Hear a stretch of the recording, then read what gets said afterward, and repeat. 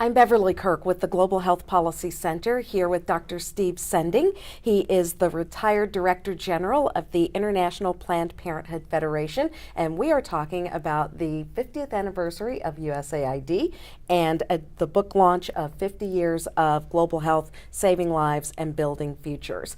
Thank you so much for being here. It's a pleasure.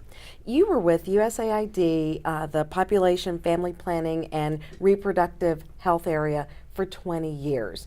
Can you talk about what it was like when you first arrived and then how it changed over the course of those 2 decades?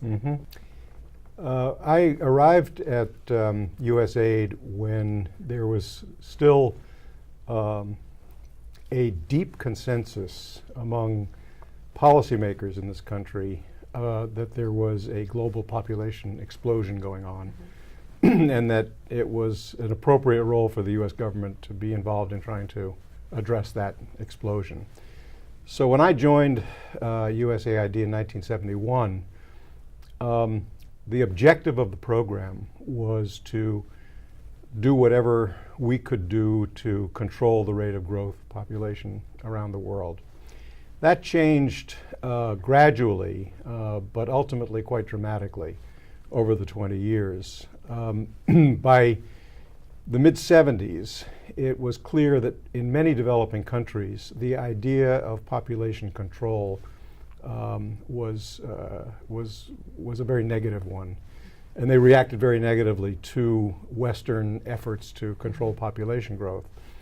So in AID, gradually we began to frame the program in terms other than controlling fertility. We talked much more about improving health and improving family well-being and the advantages of small families toward those ends.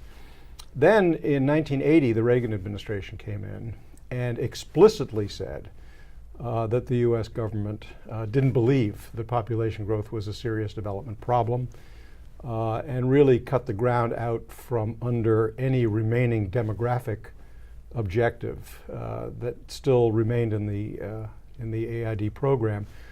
And we shifted exclusively then to a health rationale for the programs.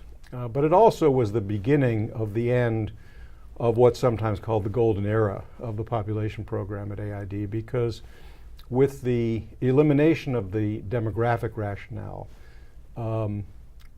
the macro case for investing heavily in this area began really to weaken, and the program never regained the stature or the funding support or the visibility that it had during the 70s and into the early 80s. Would you say that was the biggest challenge for the program, just that complete shift in mission, if you will? Well, it certainly was it was a challenge in the sense of retaining broad political support, because what had been really a bipartisan program with both political parties strongly behind it became highly partisan. But from the standpoint of operations, from the standpoint of those of us who were working in the program, whether in Washington or in the field, and I spent 10 of my 20 years in field programs overseas.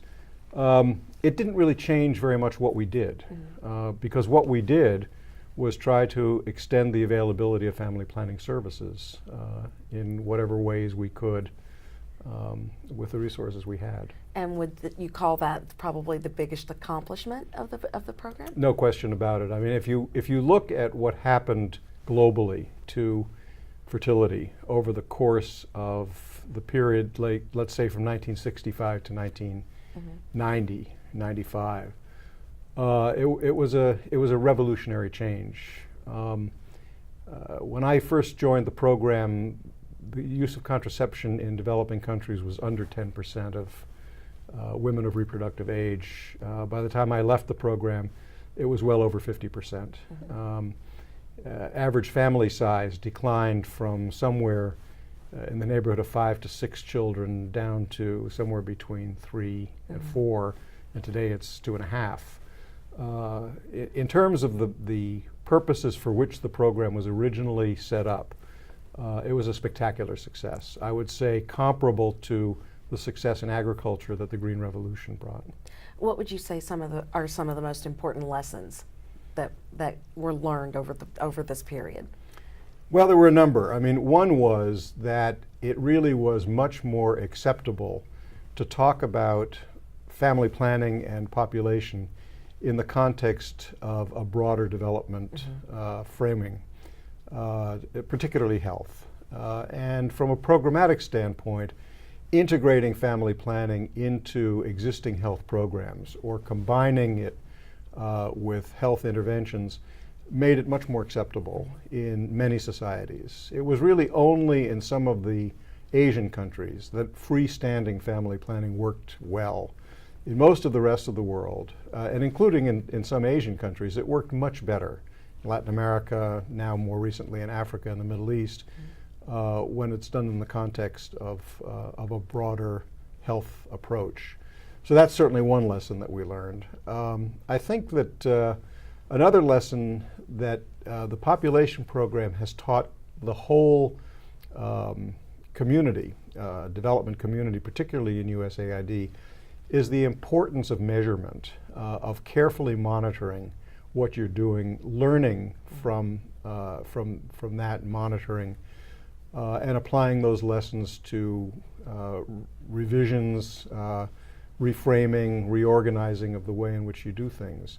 USAID invented something called the Demographic and Health Survey, which has now been done dozens and dozens of times, hundreds of times in many dozens of countries.